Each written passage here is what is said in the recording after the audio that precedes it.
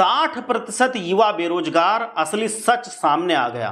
भारत का भविष्य खतरे में, क्या हम गलत दिशा में बढ़ते जा रहे हैं?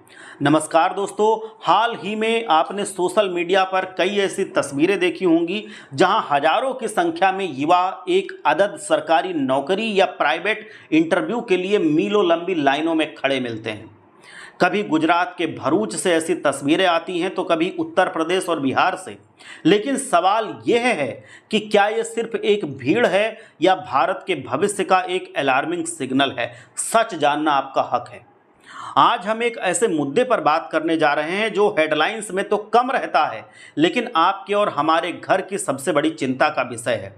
डेटा की बात करें तो centre for monitoring Indian economy और हालिया रिपोर्ट्स के अनुसार भारत की बेरोजगारी दर विशेष रूप से शिक्षित युवाओं में 15% से 20% के बीच झूल रही है।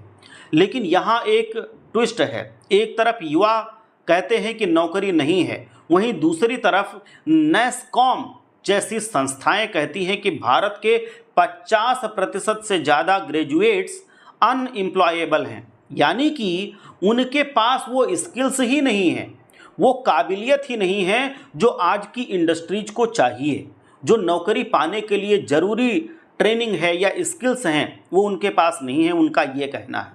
यहाँ हम खुद से 3 तीखे सवाल आपसे पूछने जा रहे हैं। इनका जवाब अगर आपने दे दिया तो समझ लो कि आप ये चीज़ समझ जाएंगे। पहला सवाल है, हमारा एजुकेशन सिस्टम आखिर बना क्या रहा है? हम हर साल लाखों इंजीनियर्स और डिग्री होल्डर्स तो पैदा कर रहे हैं, लेकिन क्या वो वाकई स्किल्ड हैं? पीरियोडिक लेबर फोर्स सर्वे के आंकड़े बताते हैं कि डिग्री होने के बावजूद प्रैक्टिकल नॉलेज की कमी के कारण युवा रेस से बाहर हो रहे हैं।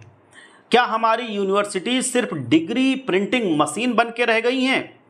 दूसरा मेरा सवाल है, सरकार का रोल क्या है? सरकार का ध्यान अक्सर जीडीपी ग्रोथ पर होता है, जो कि बड़ी अच्छी बात है, लेकिन क्या यह ग्रोथ जॉबलेस ग्रोथ है? अगर भारत की अर्थव्यवस्था 7% की दर से बढ़ रही है तो वो नौकरियां कहाँ हैं? निवेश आ रहा है, लेकिन वो ऑटोमेशन और मशीनों में जा रहा है या इंसानों के हाथों में जा रहा है? तीसरा सबसे कड़वा सवाल मेरा ये है कि क्या हम डेमोग्राफिक डिविडेंड की बात करके खुद को धोखा दे रहे हैं? दुनिया कहती है कि भारत सबसे युवा देश है, लेकिन अगर इस युवा शक्ति को काम नहीं मिला तो यह डिविडेंड जल्द ही एक सोशल अनरेस्ट या डेमोग्राफिक डिजास्टर में बदल सकता है। अगर बात की जाए तो समस्या सिर्फ सरकार की नहीं है, बल्कि हमारे सामाजिक ढांचे की भी समस्या है। हम आज भी 19वीं सदी के रट्टामार एजुकेशन सिस्टम पर टिके हुए हैं, जबकि दुनिया एआई और डेटा साइंस की ओर बढ़ चुकी है। जब तक वोकेशनल ट्रेनिंग और क्रिटिकल थिंकिंग को प्राइमरी लेवल पर नहीं लाया जाएगा, तब तक डिग्री सिर्फ कागज का एक छोटा सा टुकड़ा मात्र रहेगी। अंत में ये समझना जरूरी है कि राष्ट्रवाद की बहस और चुनावी रैलियों से पेट नहीं भरता। असली देशभक्ति इसमें है कि हम अपने युवाओं को सक्षम बना दें। अगर आज हमने इन स्किल गैप को नहीं भरा तो इतिहास हमें एक ऐसे देश के रूप में याद रखेगा जिसके पास अवसर तो था, लेकिन दूरदर्शिता की कमी थी और इसी वजह से हम पीछे रह गए। आप इस बारे में क्या सोचते हैं?